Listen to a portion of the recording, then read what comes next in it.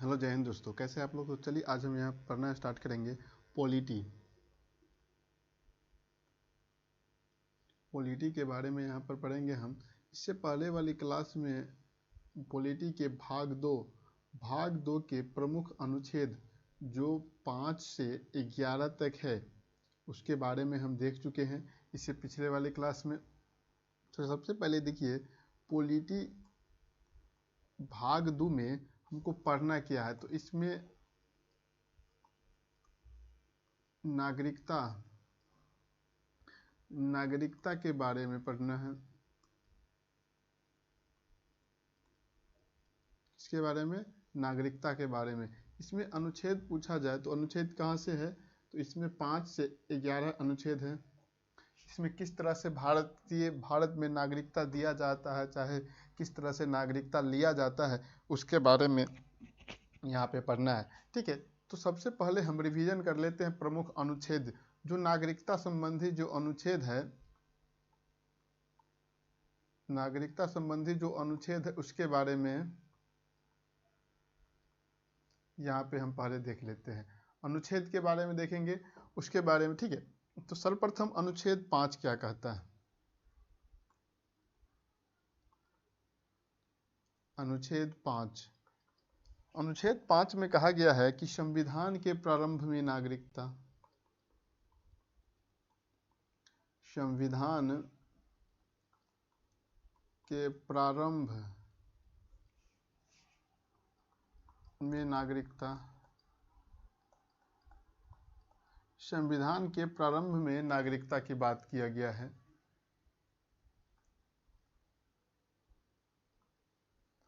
अनुच्छेद 6 में कहा गया है कि पाकिस्तान से प्रव्रजन कर भारत आए लोगों की नागरिकता, यानी पाकिस्तान से प्रव्रजन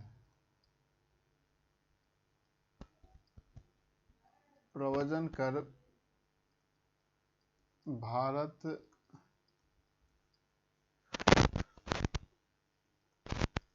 आए लोगों की नागरिकता, पाकिस्तान से प्रव्रजन कर कहाँ, भारत आए लोगों की नागरिकता की बात किया गया है अनुच्छेद 6 में। अब अनुच्छेद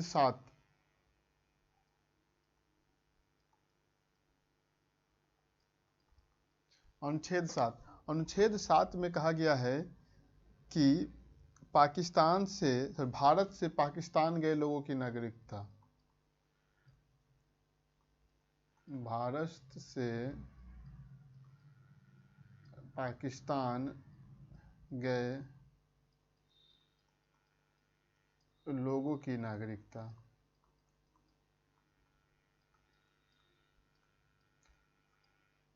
ठीक है, ये अनुच्छेद 7 में कहता है।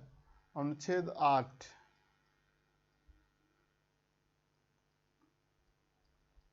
8 में कहा गया है कि भारत से बाहर रह रहे लोगों की नागरिकता, यानी भारत से बाहर रह रहे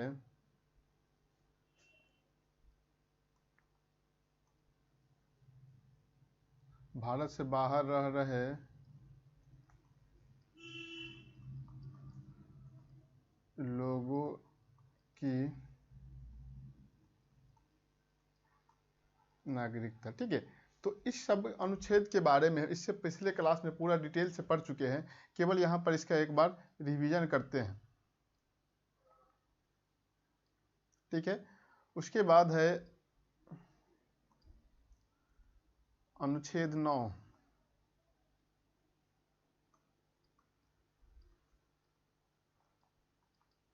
अनुच्छेद 9 क्या कहता है, तो अनुच्छेद 9 में कहा गया है किसी दूसरे देश में की नागरिकता प्राप्त करने पर भारत की नागरिकता स्वतः समाप्त हो जाएगी, यानी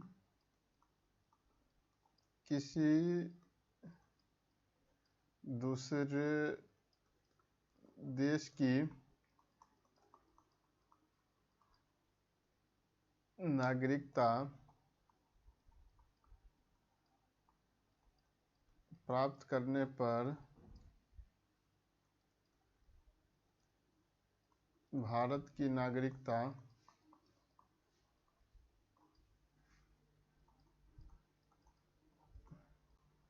स्वतः ही समाप्त हो जाएगी। यानी अगर आप किसी और देश की नागरिकता प्राप्त करते हैं तो भारत की नागरिकता आपकी स्वतः ही क्या हो जाएगी, तो समाप्त हो जाएगी। ठीक है, उसके बाद अनुच्छेद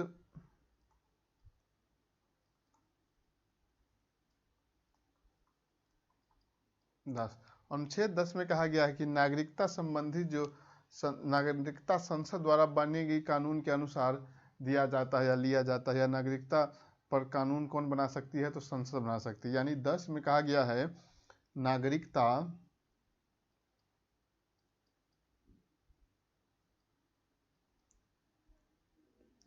नागरिकता संसद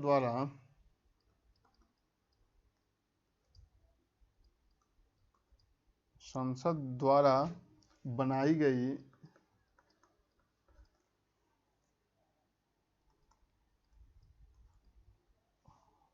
गई कानून से प्रभावित होता है,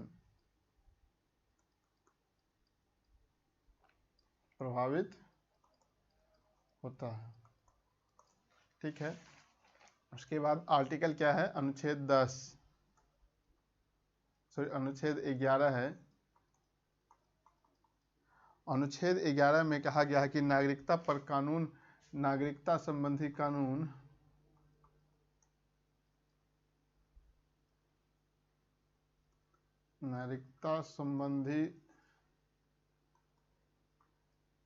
कानून संसद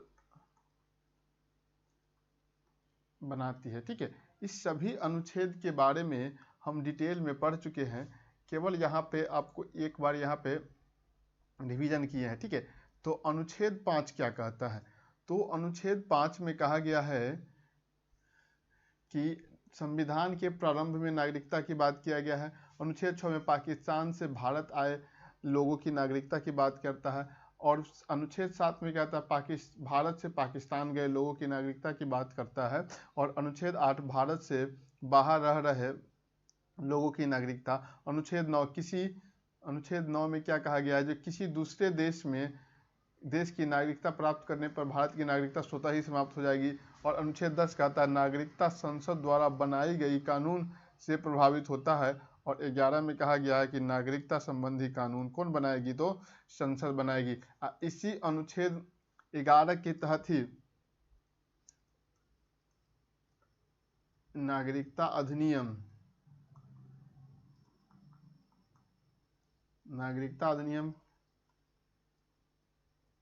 1955 लाया गया है, जिसमें आगे चल के 6 बार संशोधन देखने को मिलता है इसमें। ठीक है, ये बात आप ध्यान रखेंगे। तो चलिए आज हम पढ़ना स्टार्ट करेंगे नागरिकता अधिनियम के बारे में। ठीक है,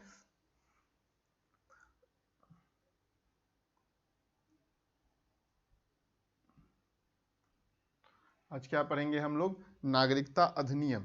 ठीक है, लिखेंगे आप लोग, साथ साथ लिखते चलेंगे।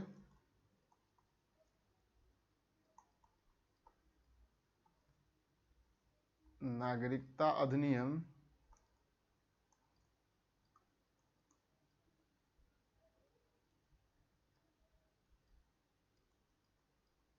1955 लिखिएगा।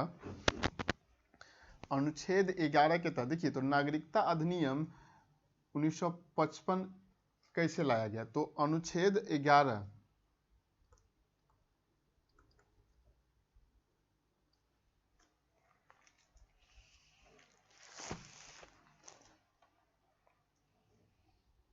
क्या है, अनुच्छेद 11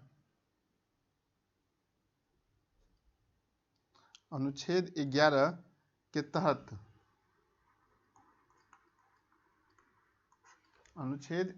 तहत नागरिकता अधिनियम लाया गया था। ठीक है, तो आज हम यहाँ पे देखेंगे अभी नागरिकता अधिनियम 1955। तो नागरिकता अधिनियम 1955 आखिर है क्या? तो नागरिकता अधिनियम 1955 में कहा गया है कि इसी के अनुसार 1955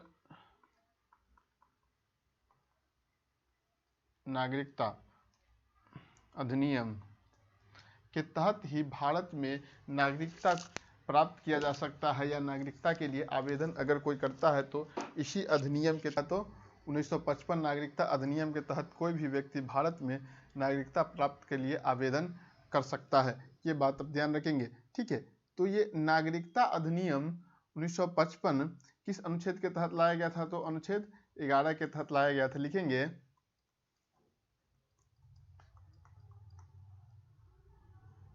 नागरिकता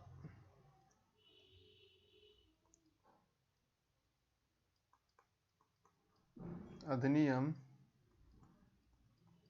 1955 अनुच्छेद 11 के तहत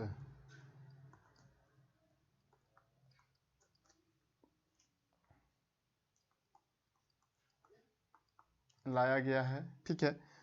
इस नागरिकता अधिनियम में अभी तक 6 बार संशोधन किया जा चुका है। कितने बार संशोधन हुआ है? तो इसमें हुआ है 6 बार संशोधन हुआ है। नागरिकता अधिनियम 1955 में कितने बार संशोधन हुआ है? तो 6 बार हुआ है। और कब कब हुआ है?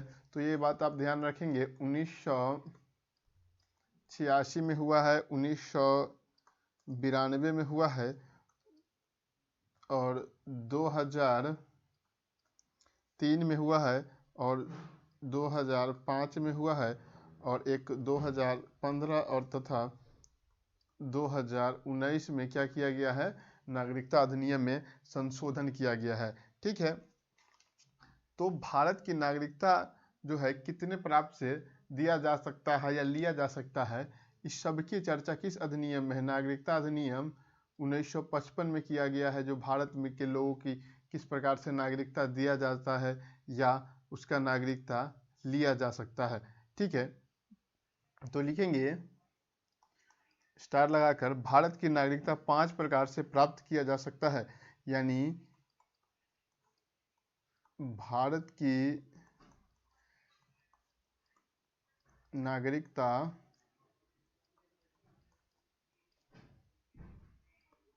5 प्रकार से, भारत की नागरिकता 5 प्रकार से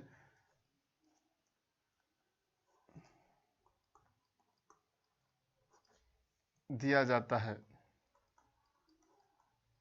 यानी कोई भी विदेशी व्यक्ति भारत की नागरिकता प्राप्त करना चाहे तो वो 5 प्रकार से भारत की नागरिकता प्राप्त कर सकता है, ठीक है। तो इसमें पहला है जन्म से नागरिकता।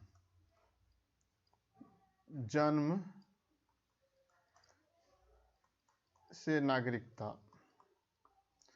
किससे नागरिकता? तो जन्म से नागरिकता, यानी 1 जुलाई 1947 से पूर्व कोई व्यक्ति भारत क्षेत्र में जन्मा हो तो वह भारत का नागरिक माना जाएगा।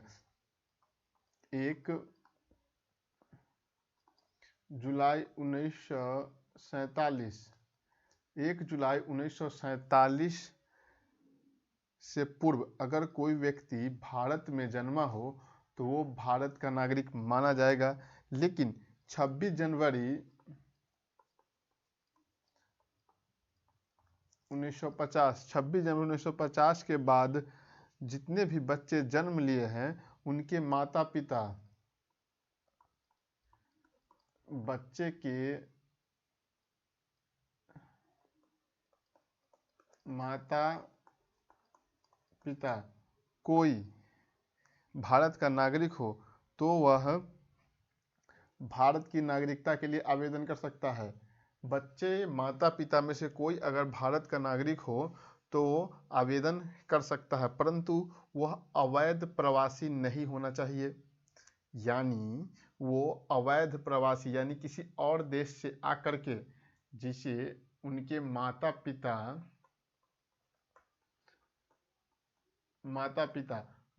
पिता में से कोई एक भारत का नागरिक हो,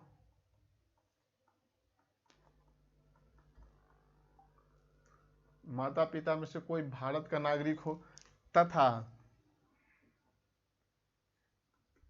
माता पिता में से भी कोई भी अवैध प्रवासी न हो। अवैध प्रवासी यानी अवैध प्रवासी का मतलब क्या, यानी कोई दूसरे देश में से आकर के अवैध रूप से भारत में बसा न हो। ठीक है, तो जन्म से नागरिकता 1 जुलाई 1947 से पूर्व अगर कोई व्यक्ति का जन्म भारत क्षेत्र में हुआ है तो वो भारत का नागरिक माना जाएगा। लेकिन 26 जनवरी 1950 के बाद अगर कोई बच्चा जन्म लेता है भारत में तो वो अपने माता पिता के आधार पर भारत का नागरिक बन सकता है। उनके माता या पिता में से कोई एक भारत का नागरिक हो, परंतु माता और पिता दोनों में से कोई भी प्रवासी, अवैध प्रवासी न हो जो किसी भी प्रकार भारत में अवैध रूप से घुस गया हो। ठीक है, तो ये बात आप ध्यान रखेंगे। तो इसके बारे में आप लोग लिखिएगा,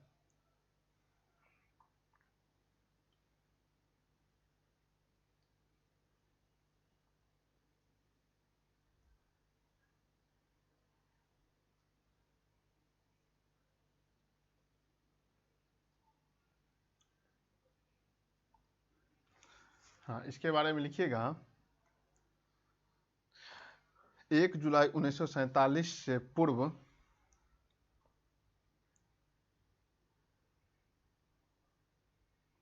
एक मिनट, हाँ लिखिएगा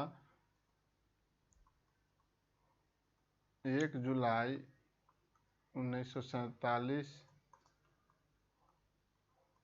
से पूर्व 1 जुलाई 1947 से पूर्व कोई व्यक्ति भारत क्षेत्र में जन्मा हो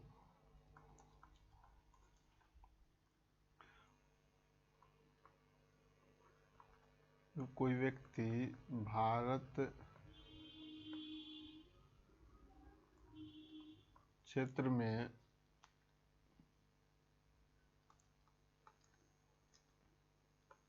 जन्मा हो तो वह भारत का नागरिक माना जाएगा।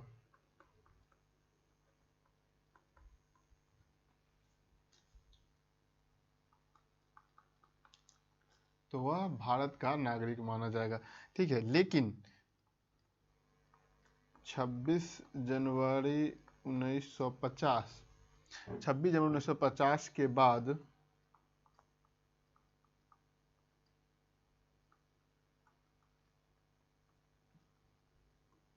जन्मे बच्चे के माता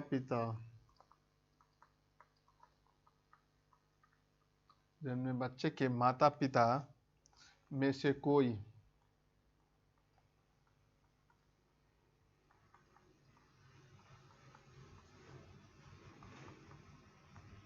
एक भारत का नागरिक हो। ठीक है, लेकिन यहाँ पर एक बात ध्यान रखना है, नोट करके लिखिएगा,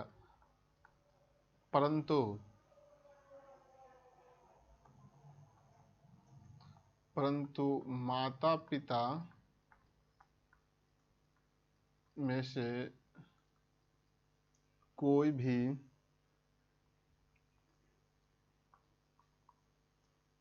अवैध प्रवासी न हो, अवैध प्रवासी न हो, यानी अवैध रूप से भारत में नहीं आया हो। कौन?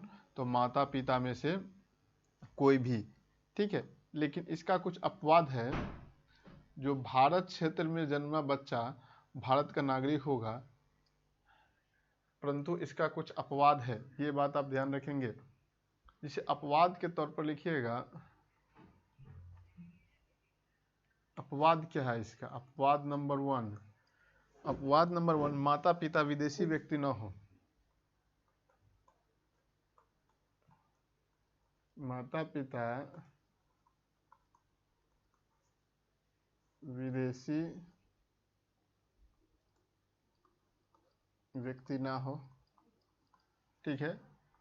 दूसरा में लिखिएगा, दूसरे देश के राजनयिक के बच्चे,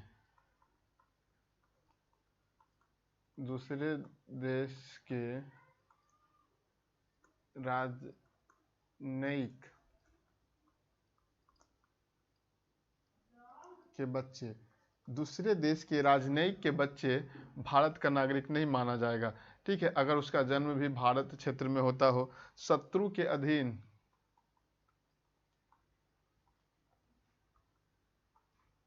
शत्रु के अधीन भाग में जन्मा बच्चा, यानी शत्रु के अधीन जो क्षेत्र है उसमें जन्मा बच्चा भारत का नागरिक नहीं माना जाएगा। इसका ये अपवाद है। ठीक है। नेक्स्ट देखते हैं।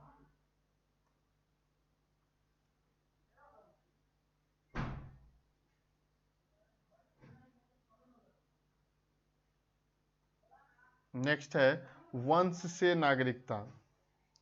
दूसरा नंबर पर क्या है?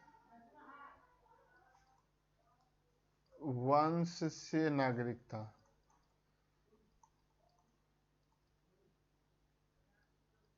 वंश से नागरिकता यानी 26 जनवरी 1950 को या उसके बाद जन्मा, 26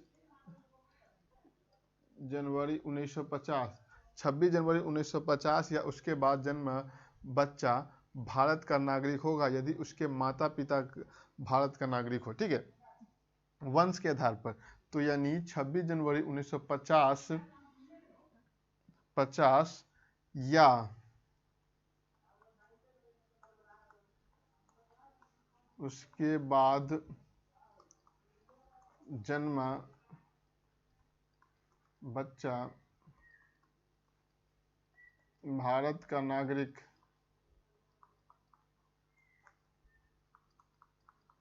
होगा, भारत का नागरिक होगा यदि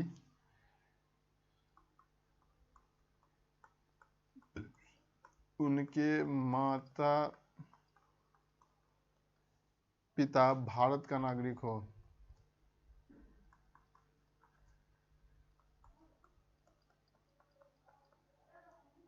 ठीक है। यदि उनके माता पिता भारत का नागरिक हो तो वंश के आधार पर उसे,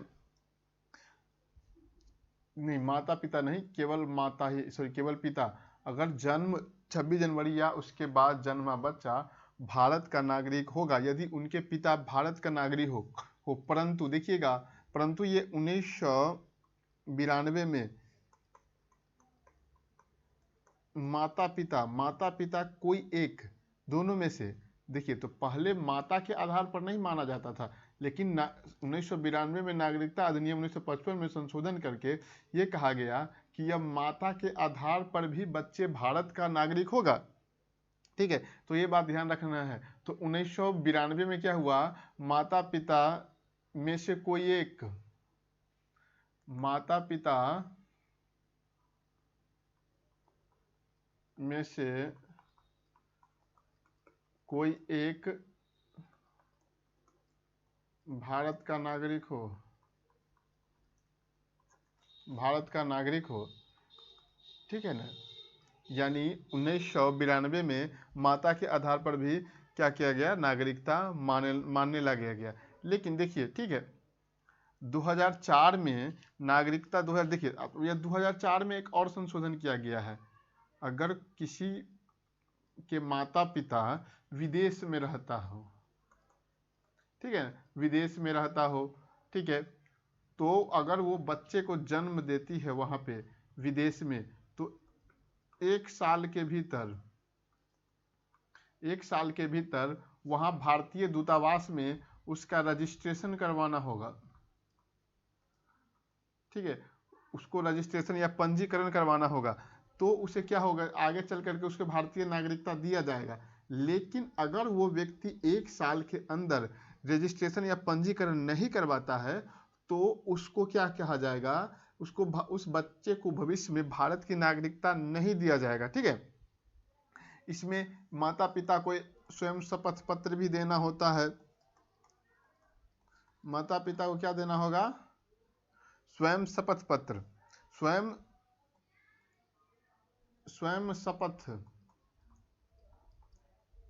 स्वयं शपथ पत्र देना होगा कि उनके बच्चे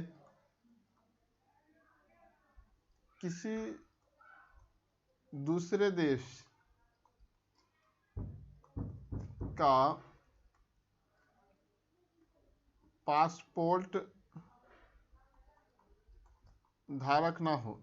ये भी बात ध्यान रखेंगे। यानी वंश से जो नागरिकता है उसमें ये कहा गया 26 जनवरी 1950 या उसके बाद जन्मा बच्चा भारत का नागरिक होगा यदि उनके पिता भारत का नागरिक हो। ठीक है, ये संविधान में 1950 में वाली बात में कहा गया। लेकिन 1992 में क्या कहा गया, यहाँ पर माता केवल पिता नहीं, यहाँ पर माता को भी क्या कर दिया गया, 1992 में जोड़ दिया गया।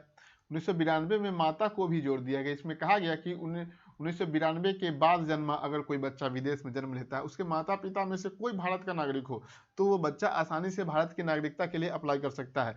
लेकिन 2004 में इसमें एक और बदलाव किया गया कि विदेश में जन्मा बच्चा, अगर बच्चे का जन्म होता है तो उसके माता पिता को यह कहा जाता है कि वो 1 साल के अंदर भारतीय दूतावास में जाकर के उसका पंजीकरण करवा ले।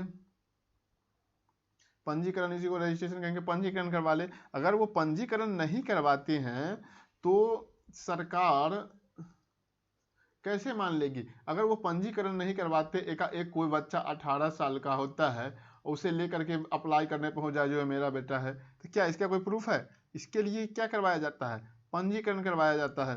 ठीक है, पंजीकरण अगर नहीं किया हो तो उसको नहीं मिलेगा। ये यहाँ पर ये नहीं होगा जो आप डीएनए टेस्ट करवा लीजिए जो ये मेरा बच्चा है, तो वहाँ पर ऐसा नहीं होगा। आपको पंजीकरण करवाना होगा हर हाल में। अगर पंजीकरण नहीं करवाते हैं तो आपके बच्चे को भारत की नागरिकता नहीं दिया जाएगा। ठीक है, उसके बाद जब जिस समय वो नागरिकता के लिए अप्लाई करेंगे तो उस बच्चे के, वो बच्चा का एज कितना होना चाहिए? तो 18 प्लस होना चाहिए, यानी वयस्क होना चाहिए। बच्चे के माता पिता द्वारा स्वयं शपथ पत्र देना होगा।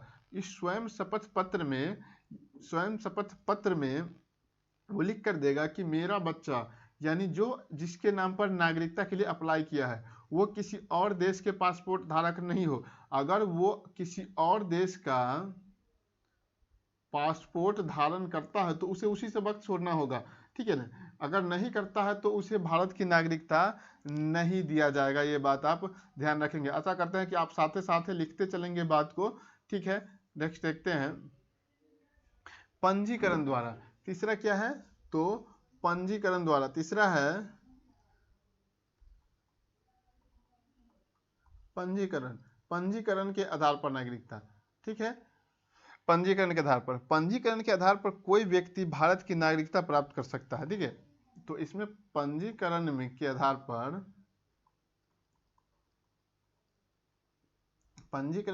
पर कोई भी व्यक्ति भारत की नागरिकता प्राप्त कर सकता है।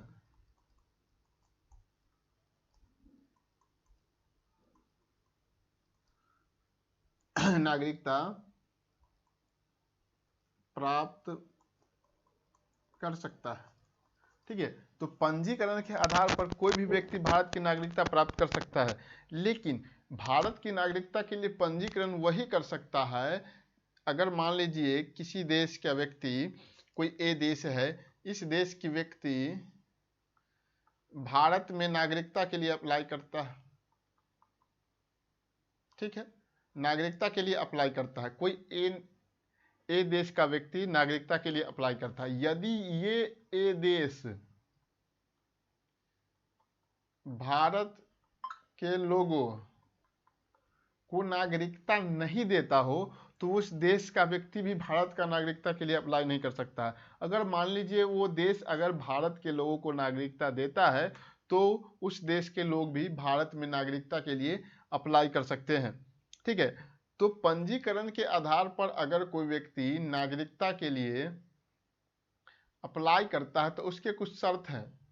अगर वो उस शर्त को फुलफिल करता है तभी वो पंजीकरण के आधार पर नागरिकता प्राप्त कर सकता है। तो ठीक है, तो वो क्या क्या शर्तें हैं ये हम देखते हैं। क्या क्या शर्तें हैं, इस शर्तें को पूरा करके वो नागरिकता प्राप्त कर सकता है। तो पहला है भारतीय मूल का नागरिक हो,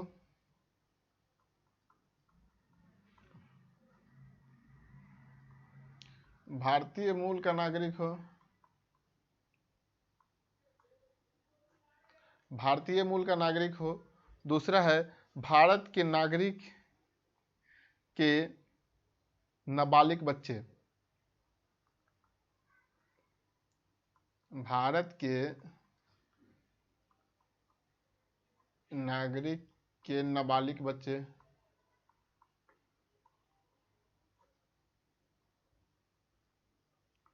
भारत के नागरिक के नाबालिग बच्चे वह व्यक्ति जो भारतीय नागरिक से विवाह किया हो और 7 वर्ष भारत में रहा हो।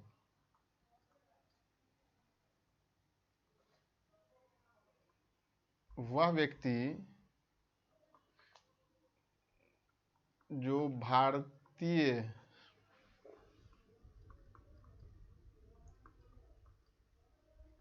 नागरिक से विवाह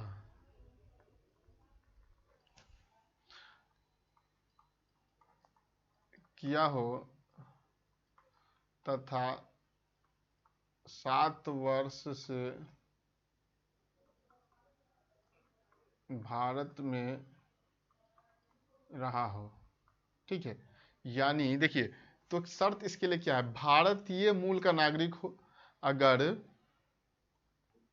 ठीक है, अगर पंजीकरण के आधार पर आप नागरिकता प्राप्त करना चाहते हैं तो वो आप भारतीय मूल का नागरिक होना चाहिए। भारत के नागरिक के नाबालिग बच्चे भी इसके लिए अप्लाई कर सकते हैं।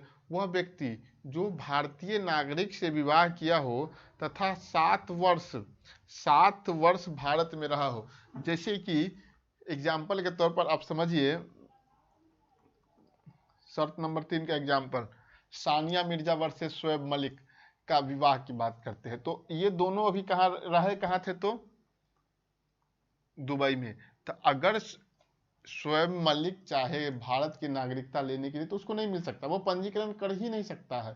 काहे नहीं कर सकता है, काहे कि देखिए वो कभी भारत में 7 वर्ष रहा ही नहीं।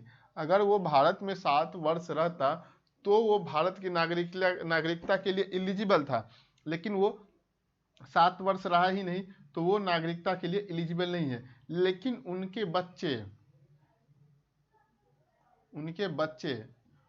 बच्चे नागरिकता के लिए एलिजिबल होंगे, क्योंकि माता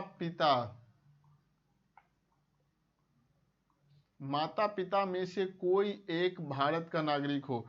तो यहाँ पे क्या है, उनकी माता है, क्या है, भारत की नागरिक है। तो इस आधार पर वो भारत की नागरिकता उसे दिया जा सकता है। ठीक है, और चौथा नंबर में है,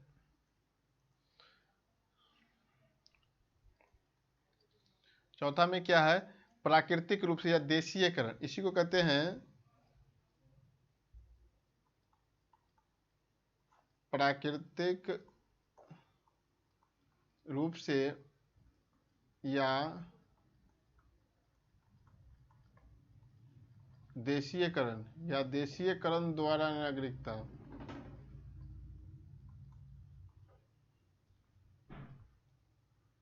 प्राकृतिक रूप से या देशीयकरण द्वारा नागरिकता। ठीक है, इसमें क्या है, केंद्र सरकार आवेदन प्राप्त होने पर निम्नलिखित शर्तों पर नागरिकता प्रदान करता है। देखिए, जैसे पूर्व वाले देशों की नागरिकता से त्याग, अगर कोई व्यक्ति पहले देश की नागरिकता से त्याग करता है तो उसको भारत में अप्लाई करेगा तो उसको नागरिकता दिया जाएगा, ये एक शर्त हो गया। दूसरा होगा चरित्र उसका अच्छा हो, कम से कम 1 वर्ष भारत में निवास किया हो, देश के प्रति उसका व्यवहार अच्छा हो, संविधान में वर्णित 22 भाषाओं में से किसी एक का वो अगर जानकार हो तो प्राकृतिक रूप से या देशीयकरण द्वारा उसको नागरिकता दिया जा सकता है। तो चलिए इस एक एक बात को हम नोट करते हैं। पहला क्या है, पूर्व वाले देश की नागरिकता से त्याग। क्या है, पूर्व वाले देश की नागरिकता से त्याग। दूसरा शर्त है चरित्र अच्छा हो,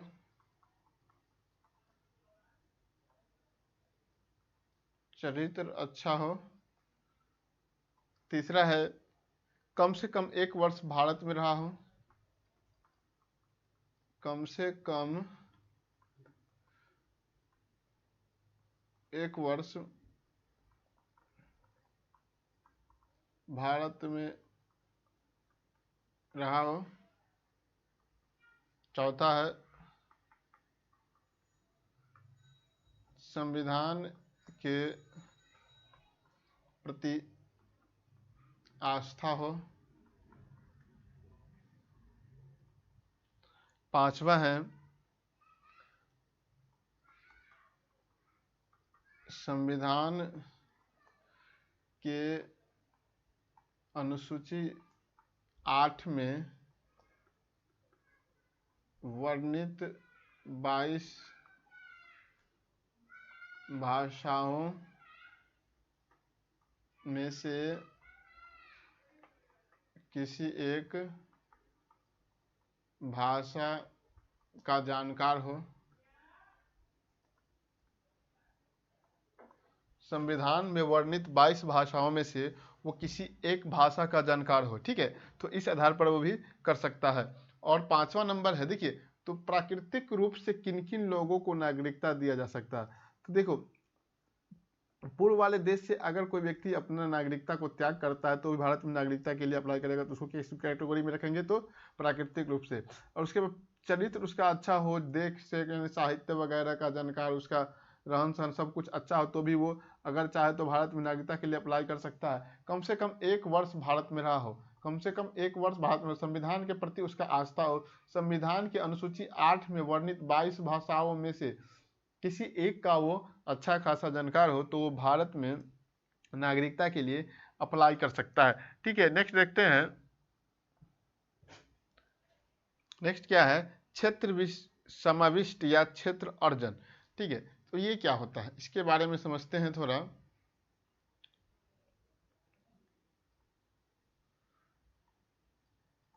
क्षेत्र विस्तार या इसी को कहते हैं क्षेत्र समाविष्ट।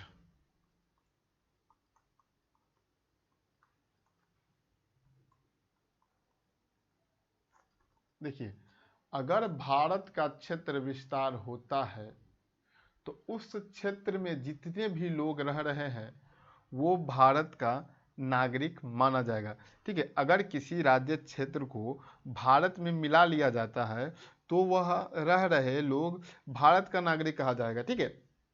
जैसे मान लेते हैं, जैसे देखिए हुआ कि अगर कोई राज्य भारत में मिलता है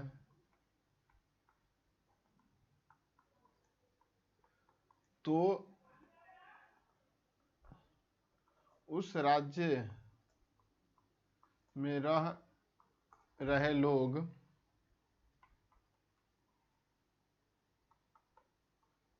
भारत का नागरिक माना जाएगा,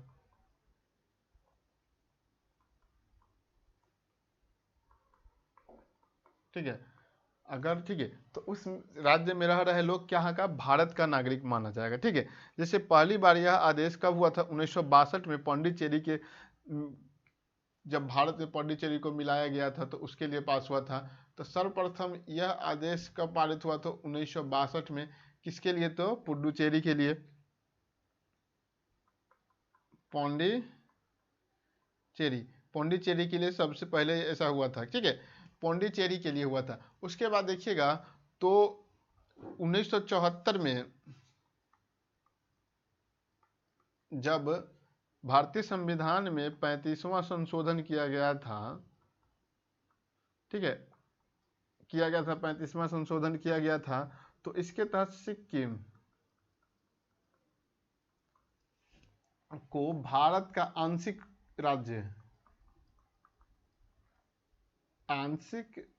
राज्य के तौर पर भारत में मिलाया गया था, ठीक है। उस समय ये किसका सह राज्य बना था, तो असम का सह राज्य बना था, ठीक है। और क्या हुआ 1975 में 36वां संविधान संशोधन किया गया। इसके तहत सिक्किम को पूर्ण रूप से भारत का राज्य बनाया गया, ठीक है। तो ये 16 मई 1975 को 16 मई 1975 को क्या हुआ था, सिक्किम पूर्ण रूप से भारत का राज्य बना था। यानी 16 मई 1975 से ही सिक्किम में रहने वाले लोग भारत के नागरिक माना गया, ठीक है। तो ये कैसे हुआ, तो ये हुआ क्षेत्र विस्तार के आधार पर। यानी जो सिक्किम राज्य है वो पहले कोई और एक अलग देश था, लेकिन 1975 में हुए 74-75 में हुए समझौता के तहत सिक्किम को क्या हुआ, आंशिक रूप से भारत में मिलाया गया 74 में। 75 में यही आकर 16 मई को 1975 को 36वां संविधान संशोधन के तहत इसे पूर्ण रूप से भारत में मिला लिया गया। उसके बाद यहाँ पर रहने वाले जितने भी लोग थे वो क्या हुए, वो भारत के नागरिक कहलाए, ठीक है। तो ये हुआ था 5 प्रकार से अब क्या होता है, नागरिकता प्राप्त किया जा सकता है। पहला क्या था, तो पहला था हम लोगों का जन्म से नागरिकता, दूसरा है वंश के से नागरिकता, तीसरा है पंजीकरण द्वारा नागरिकता, और प्राकृतिक रूप से है चौथा, और पांचवा पर है क्षेत्र समाविष्ट। तो ये तो हो गया आप नागरिकता प्राप्त करने की बात कर दिए, ठीक है। तो अब होता है जो आप 5 तरह से दे सकते हैं, तो नागरिकता तो आप ले भी सकते हैं ना। तो नागरिकता छीनने की प्रवृत्ति क्या क्या होती है उसके बारे में देखते हैं हम, ठीक है। तो यहां पर देखेंगे नागरिकता की समाप्ति।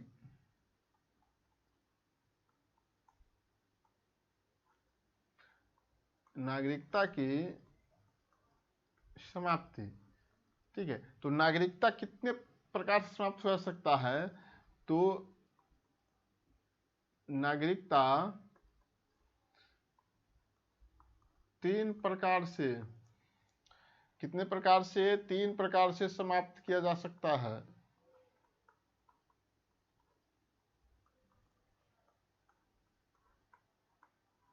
कितने प्रकार से, तो 3 प्रकार से समाप्त किया सकता है। पहला है परित्याग,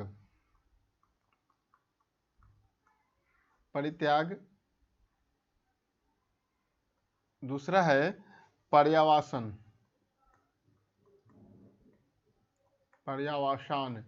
और तीसरा है वंचित किया जाना,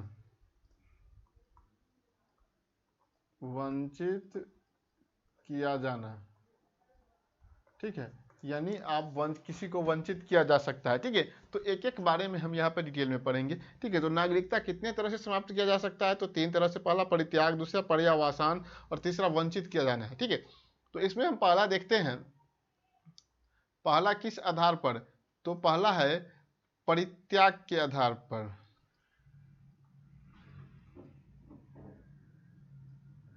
परित्याग के आधार पर, ठीक है। परित्याग को ही कहा जाता है स्वैच्छनिक त्याग, इसको कहते हैं स्वैच्छनिक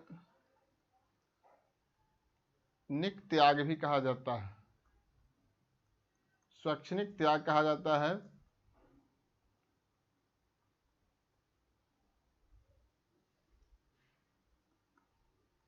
स्वैच्छनिक त्याग से कहा जाता है। देखिए इसमें होता क्या है, भारत का कोई भी नागरिक घोषणा करके स्वेच्छा से अपनी नागरिकता त्याग करके और किसी और देश की नागरिकता ले सकता है, ठीक है। तो यहाँ पर देखेंगे, इस यहाँ पर एक शर्त है कि भारत का, लिखिएगा, भारत का कोई भी नागरिक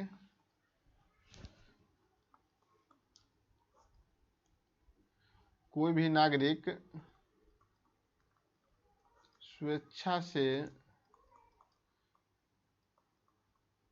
नागरिकता त्याग सकता है।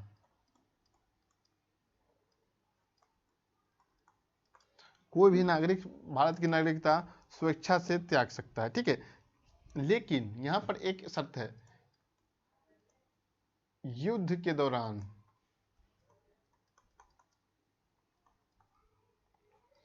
दौरान कोई भी नागरिक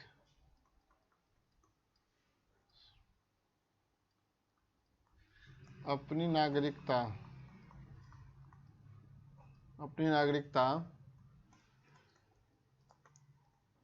त्याग नहीं सकता है।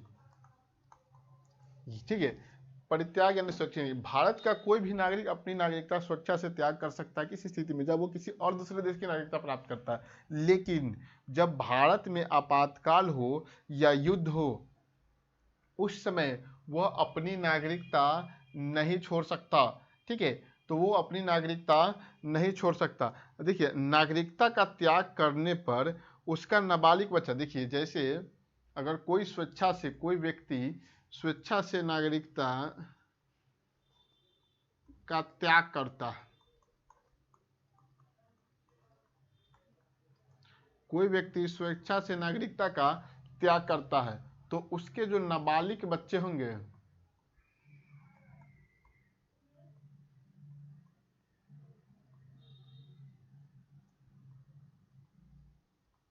उसके नाबालिग बच्चे की भी नागरिकता समाप्त हो जाएगी, की भी नागरिकता क्या हो जाएगा, तो समाप्त हो जाएगा। लेकिन जब वह बालिग होगा, 18 वर्ष उसका उम्र होगा, तो वह पुनः नागरिकता के लिए अप्लाई कर सकता है। ठीक है, इससे क्या हुआ, अगर कोई व्यक्ति स्वेच्छा से अपनी नागरिकता छोड़ता है तो उसके नाबालिग बच्चे की भी नागरिकता उसी वक्त समाप्त हो जाएगी। लेकिन जब उसका वर्ष एज 18 वर्ष पूरता है तो वह पुनः नागरिकता के लिए अप्लाई कर सकता है।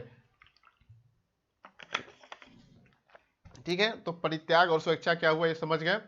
उसका पर्यावसान या बर्खास्तगी जिसको कहते हैं, पर्यावसान या बर्खास्तगी, ये बात आप दूसरे नंबर पर क्या लिखेंगे आप लोग, तो लिखेंगे पर्यावसान।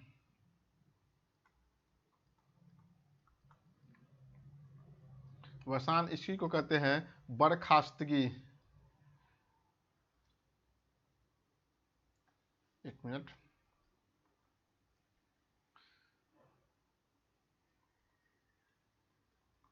बर्खास्तगी यानी जब कोई व्यक्ति पंजीकरण द्वारा देशीयकरण, पंजीकरण या देशीयकरण से, पंजीकरण या जब कोई व्यक्ति पंजीकरण, कोई व्यक्ति पंजीकरण या देशीयकरण, पंजीकरण या देशीयकरण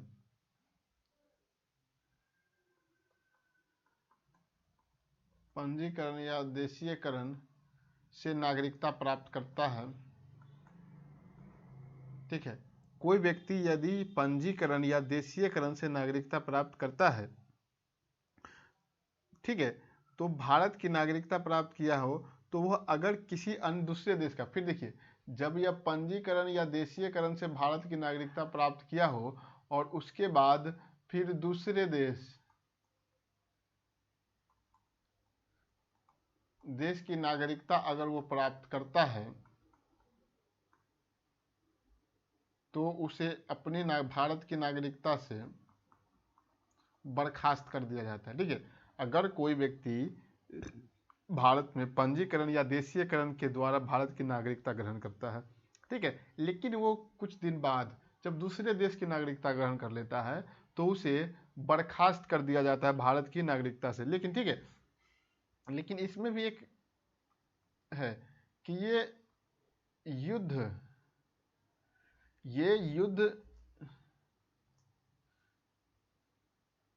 युद्ध के दौरान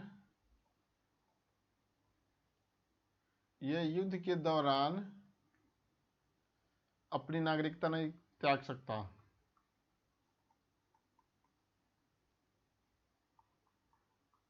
अपनी नागरिकता ये क्या नहीं छोड़ सकता है। ठीक है, युद्ध के दौरान ये भी नहीं किया जाता। उसके बाद है वंचित किया जाना। ठीक है, तो आप वंचित भी किस आधार पर किया जाता है ये समझ लेंगे। तो तीसरा नंबर पे है, या तीसरा या अंतिम हो जाएगा, वंचित किया जाना। ठीक है, तो वंचित किस तरह, वैसे व्यक्ति जो भारत की नागरिकता प्राप्त किया हो केंद्र सरकार के आदेश पर, नागरिकता से वंचित किया जा सकता है। लेकिन देखिए, तो उसको वंचित क्यों किया जाता है, जो इसमें देखिएगा, अगर कोई व्यक्ति जो नागरिकता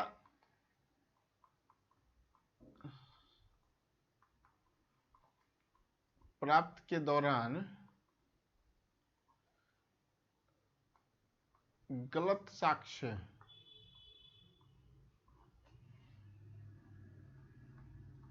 देकर भारत की नागरिकता प्राप्त करता है,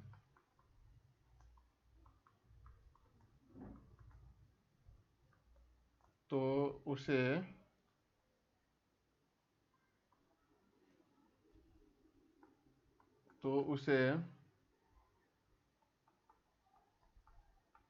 भारत की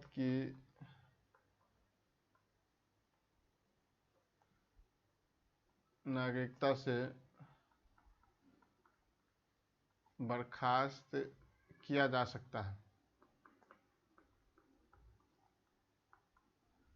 अगर कोई व्यक्ति गलत साक्ष्य देकर भारत की नागरिकता प्राप्त करता है तो उसे भारत की नागरिकता से क्या किया जा सकता है, बर्खास्त किया जा सकता है। ठीक है, ठीक है। लेकिन इसमें देखिए, अगर कोई व्यक्ति मान लेते हैं ए नामक व्यक्ति भारत में नागरिकता ग्रहण करता है, भारत में नागरिकता ग्रहण करता है, ठीक है, ठीक है। जब कोई ए नामक व्यक्ति भारत में नागरिकता ग्रहण करता है तो उसे अगर 5 वर्ष के भीतर 5 वर्ष के भीतर किसी दूसरे देश में 2 वर्ष से 2 वर्ष से अधिक की सजा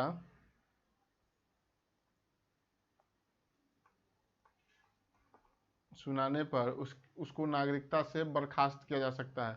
क्या किया जा सकता है, तो उसको वंचित किया जा जाएगा,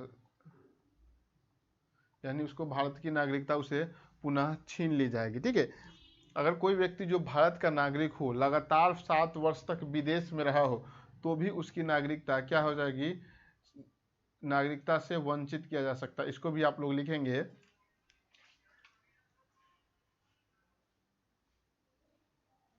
लिखिए, अगर कोई व्यक्ति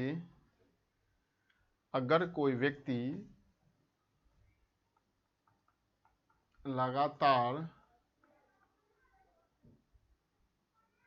7 वर्ष से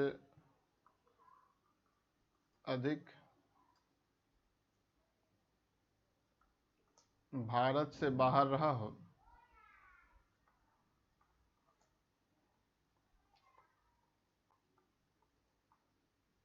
तो उसे भारत की नागरिकता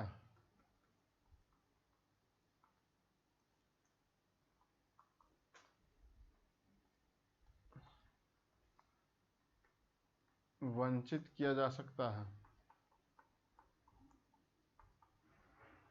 ठीक है, अगर कोई व्यक्ति लगातार 7 वर्ष से भारत से बाहर रहा हो तो उसे भारत से वंचित किया जा सकता है। ठीक है, तो ये बात आप ध्यान रखेंगे। तो यहाँ पर आज हम देखे हैं कि भारत में किस तरह से नागरिकता प्राप्त किया जाता है तथा किस तरह से किसी भी व्यक्ति का नागरिकता से वंचित किया जा सकता है या उसे बर्खास्त भी किया जा सकता है। ठीक है, तो ये आप ध्यान रखेंगे। तो अगले वीडियो में हम इसके आगे देखेंगे। कल एक और वीडियो में नागरिकता समाप्त हो जाएगा। ठीक है, नागरिकता समाप्त हो जाएगा, उसके बाद हम पढ़ना स्टार्ट करेंगे मूल अधिकार।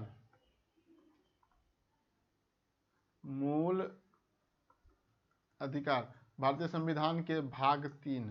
ठीक है, तो यहाँ पर हम भाग 1 भाग 2 लगभग खत्म हो चुका है, थोड़ा सा भाग 2 में बचा हुआ है, उसको खत्म करने के बाद हम पढ़ना स्टार्ट करेंगे भाग 3। ठीक है, तो अगर आपको ये वीडियो अच्छा लगा हो तो लाइक शेयर और सब्सक्राइब करना ना भूलें। जय हिंद, जय भारत।